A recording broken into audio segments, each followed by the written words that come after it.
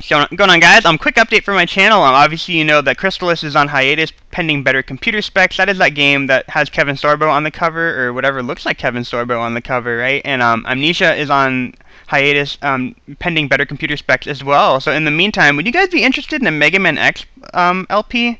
I love that game, so I would love to do that. Obviously, I gotta focus on MCAT stuff, but it seems like a pretty cool game to do. I kind of want to do that, but yeah, this is iamthetie coming back at you with another Wi-Fi battle. This is against Hernandezzy09 for KwandaoRen66's Theme Team Tourney, the round of 16, the Sweet 16 for all of you March Madness guys. March Madness is just around the corner, right? But anyway, he's using an X-Men theme team today, and I'm using a Back to the Future team. Well, as you guys all know, because Back to the Future is the most epic movie in existence, right? So he can lead up with Cyclops. I think Mega does kind of look like Cyclops, so I think that's a pretty good lead. I'm going to lead off with the DeLorean, obviously, because Metagross equals DeLorean, and he's going to go for a hidden power of some sort that does a little bit more than half, so I can't take another one. I'm going to set up the Stealth Rocks, obviously switch out, because I don't want to take another hidden power, and I'm going to go into Milotic, because I know that Lorraine can take any kind of hidden power that comes her way. And I'm going to go ahead go for the hidden power Electric here. I could probably go for the Surf, because I think they probably equal the same power factoring in Stab.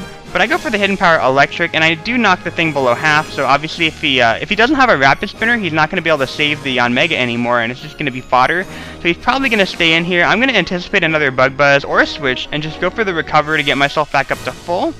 And at this point, I go for the Recover, and I'm going to kill him off on the next turn. That way, I'm going to be at 3/4 health after the next Bug Buzz, as opposed to being at 1/2.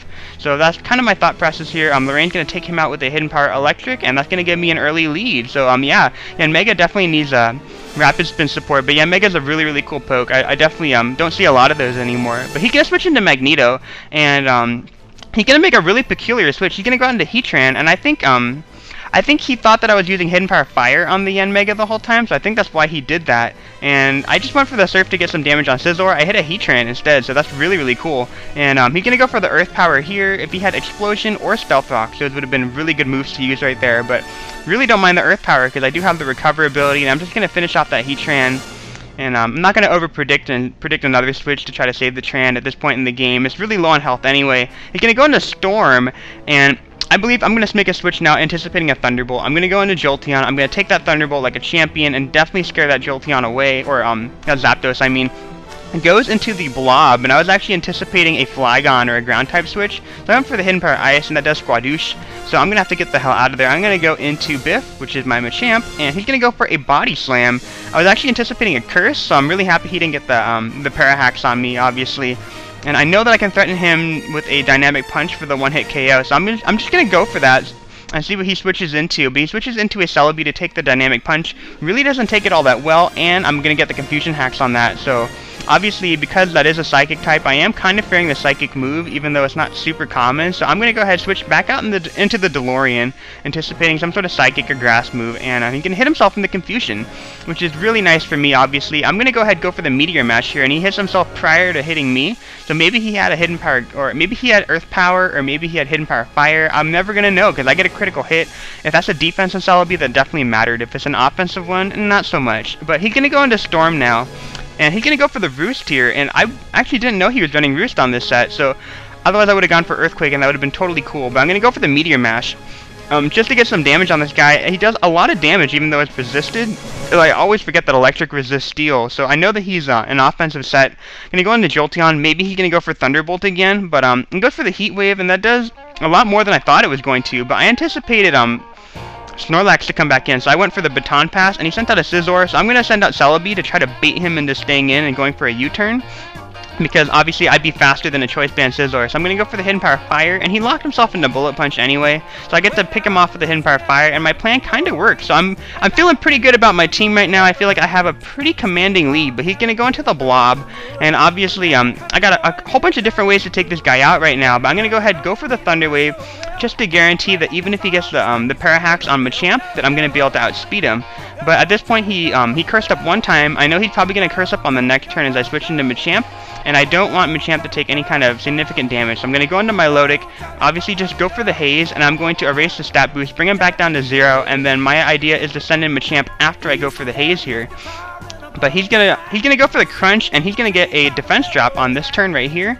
And because he got that defense drop, I'm not thinking that he's gonna go for a curse anymore. I'm thinking he's probably gonna just attack me outright. Actually, I kind of think he's just gonna attack me in general. So I'm gonna go back into the DeLorean. Obviously, he's at 0 again, so I should be able to do pretty significant damage with a meteor mash. So that's what I'm going to go for right here, and I end up getting another critical hit, so I feel really bad for him right now. The Hax gods are not working in his favor here, and because obviously he probably would have been able to take one of those and then go for a curse, but I have a whole bunch of different guys to take out the Snorlax, so I don't know how crucial that really was. Snorlax really can't set up on my team right now unless he takes out a couple of my pokes.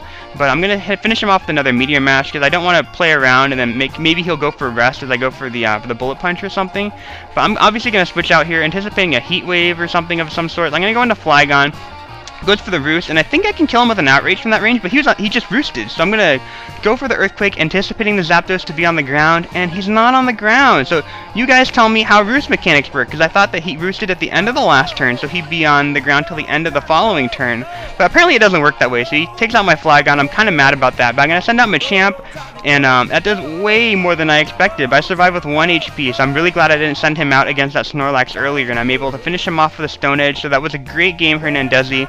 If you took out my Machamp, then all I'd have is Jolteon, and if you managed to get your way around Jolteon, then you swap the rest of my team. So the game definitely could have gone in a different way depending on how those crits went. I don't know how big of a role the crits played overall, but obviously great game, Hernandezzy. Hope to play you again sometime, and definitely go check out his channel.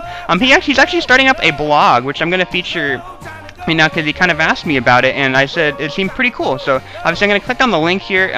He's getting into 5th gen mechanics.